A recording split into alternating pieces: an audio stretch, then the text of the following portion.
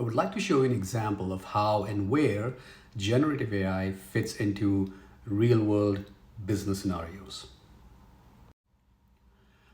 Let's specifically consider the customer service realm, and let's see how generative AI can be used to pacify your customers in a stressful situation perhaps. And also, let's see how it helps you position yourself as a company that cares for its customers. So picture this. You are just about to fly out of a major airport, and because of bad weather or perhaps any other circumstance, not only yours, but hundreds and thousands of flights from that airport have been canceled.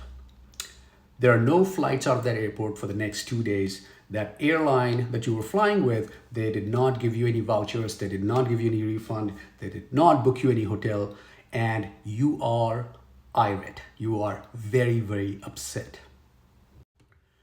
In that situation, it's only fair that you write a scathing email to this airline and just lay it all out, right? So if you look at this email, and of course, pause to read, it's pretty dramatic, but you will see that, I'm frustrated because you canceled my flight without any notice, and then also you failed to provide any compensation to me, etc. Pause to read. The dramatic email continues. Pause to read. And there's more. Pause to read. Well, I shouldn't be laughing, but yeah, this is the end of it. Pause to read. When you send out that email, you typically get a response back immediately that says, we are looking into this, we'll get back to you. And because of all the effort you put into that email, when you get that very impersonal note, you may actually become even more irate.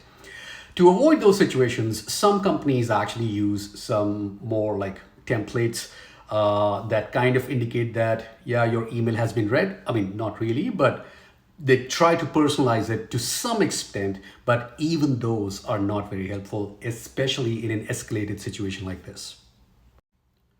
But in our case, since now we are using generative AI, let's see what our first email that goes out to the customer looks like.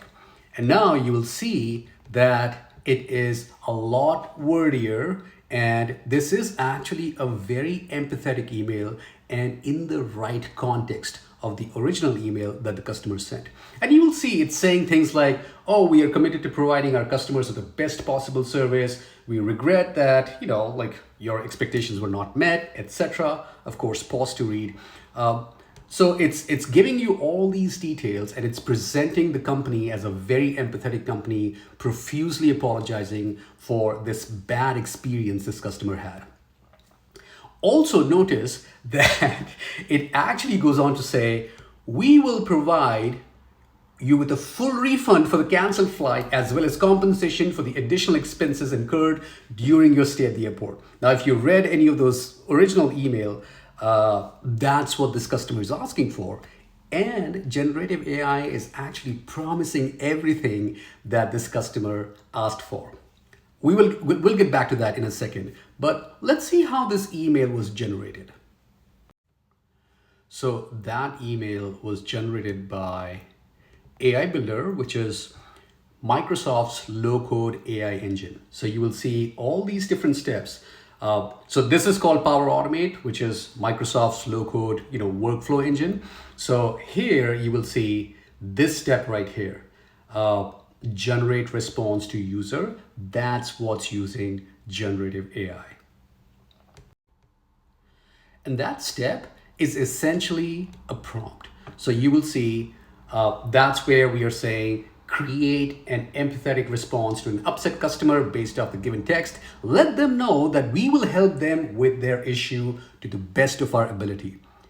And that's what generative AI did. It created the right empathy in the right context, and it helped them to the best of its ability by actually promising everything that the customer was asking for, right? So now the response, it's both good and bad. Good because it's empathetic, it really is very meaningful, but bad because it's making some promises that may not have been approved by the airline or the organization.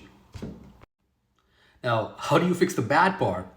All you have to do is change the prompt. So in our case, what we are saying is practically the same thing, but this time we added, do not make any promises to the customer. So now with the modified prompt with no promises, let's see what it does this time.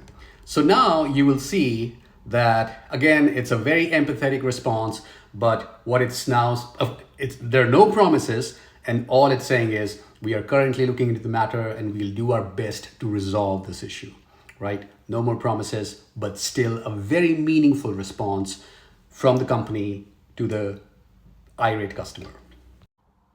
So there you have it. Instead of sending an impersonal, templated response, you're actually sending a meaningful, thoughtful response. And this in itself can help de-escalate the situation at the very first touch point with your customer. Let me know what you think of the use of generative AI in such real-world business scenarios.